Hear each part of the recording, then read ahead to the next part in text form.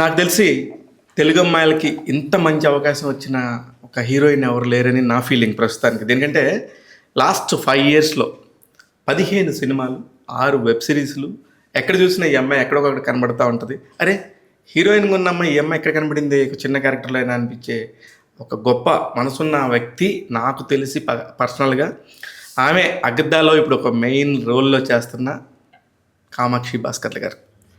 Doctor come యాక్టరేమా ఆమెతో మాట్లాడదాం. చాలా చాలా విషయాలు నాకే చాలా క్యూరియస్గా ఉన్నాయి. ఒకసారి చెప్తాం. హాయ్ శివ గారు. హాయ్. హాయ్ అండి, కంగ్రాచ్యులేషన్స్.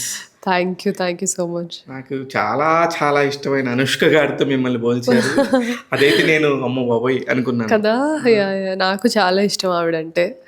సో మళ్ళీ శ్యామ్ ప్రసాద్ రెడ్డి గారే పోల్చడం వాజ్ లైక్ అమ్మో బాబోయ్ అని నేనే అనుకున్నాను. సచ్ హంబుల్ పర్సనాలిటీ అనుష్క గారు. అంత బ్యూటిఫుల్, అంత మంచి అమ్మాయి. దాదాపుగా అలాంటి దగ్గర పోలికలు ఉన్నాయి. అంటే పోలికలు మీన్స్ పర్సనాలిటీ గురించి. ఎనీవేస్ అగదా గురించి చూద్దాం. ఏంటి మేడం ఎప్పుడు చేయనంత హడావుడి, చాలా గందరగోళంగా తిరుగుతూ ఉన్నారు, చేస్తున్నారు. ఆరోగ్యాలు బాగున్నా లేకపోయినా ఎక్కడ చూసినా మీరే కనబడుతున్నారు. అవును సార్. అంటే అంతే ఇంకా ఆ మూవీ అలాంటిది. అయితే ఇంకా హ్యూజ్ రెస్పాన్సిబిలిటీ షూటింగ్ అప్పుడు కానీ ఆ మూవీ జనాల్లోకి వెళ్ళడానికి ప్రమోషన్స్ అయినప్పుడు కానీ. కానీ మీరు అనుకుంటున్నారా వెళ్ళిందని? మ్యాక్సిమం ట్రై చేశాం సార్. నా చేతిలో ఉన్నంత వరకు నేను ట్రై చేశాను. సో 100% అయితే ఇచ్చాను, అదైతే తెలుసు. కానీ ఇప్పటి వరకు మీరు చేసిన సినిమాల్లో వన్ ఆఫ్ ది బెస్ట్ మూవీగా ఇది ఉండబోతుంది అనేది ప్రతి ఒక్కరు మాట్లాడుతున్నారు. ఆల్రెడీ రిపోర్ట్స్ ఇంకొక 2-3 అవర్స్లో సినిమా షో పడబోతుంది కాబట్టి భయపెట్టకండి. నర్వస్నెస్, నిన్న నైట్ నుంచి నిద్ర పట్టట్లా. అదే అంటే ఇలా ఉంటుందా అని for the first time experience చేస్తున్నాను.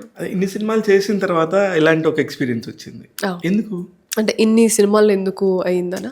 కాదు, ఇంత అలాంటి ఒక బటర్ఫ్లై మూమెంట్ ఈ పర్టికులర్ ఫిల్మ్ ఎందుకంటే అంటే ఇప్పుడు నాకున్న బిగ్గెస్ట్ హిట్స్లో పొలిమేర 1, 2, ఆ తర్వాత ఇప్పుడు ఈ ఫిల్మ్ పొలిమేర అనేది నేను రైటింగ్లో కూడా ఉన్నాను కదా.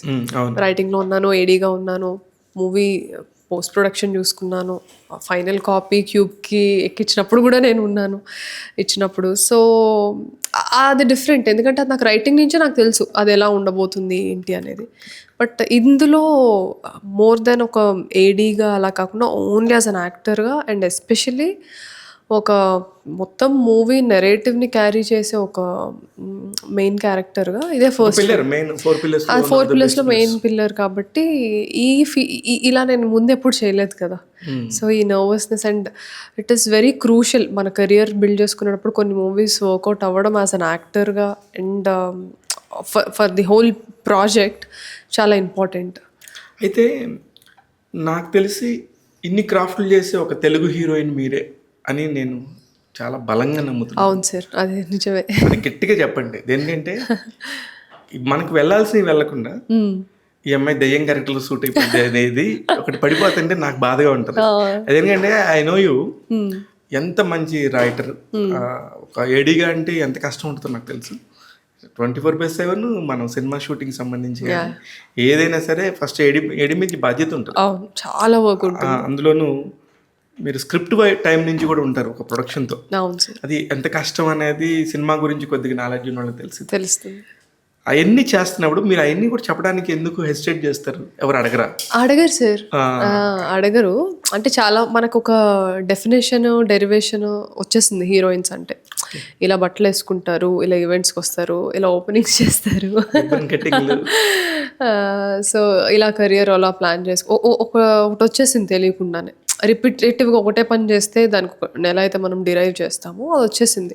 నేను కొంచెం ఆ డెఫినేషన్స్కి కొంచెం అవతలకి ఉండేసరికి అది ఒక్కొక్కసారి నాకు మిస్ఫైర్ అయింది, ఒక్కొక్కసారి హెల్ప్ అయింది. People started turning their heads and noticing మీ.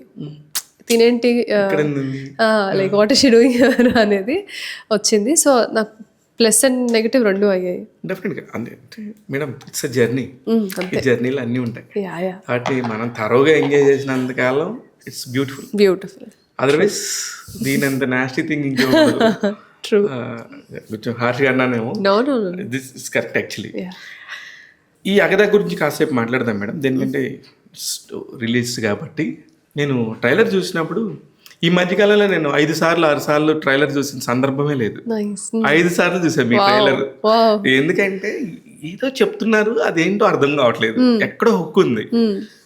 అదేంటి హుక్, ఎవరు విలను, ఎవరు మంచి వాళ్ళు అనే దానికి, అంటే ఇట్స్ అ బ్యూటిఫుల్ ట్రైలర్.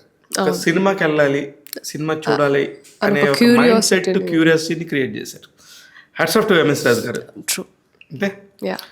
అని ఇక్కడ ఎంఎస్ రాజు గారు అంటే ఒకటి గుర్తొస్తుంది నాకైతే, హీస్ ద కింగ్. అస్సలకి పొంగల్ రాజు గారు అనే సంక్రాంతి రాజు గారు అంటే, అప్పట్లో దిల్ రాజు గారు అప్పుడు కొత్తగా వస్తున్నారు.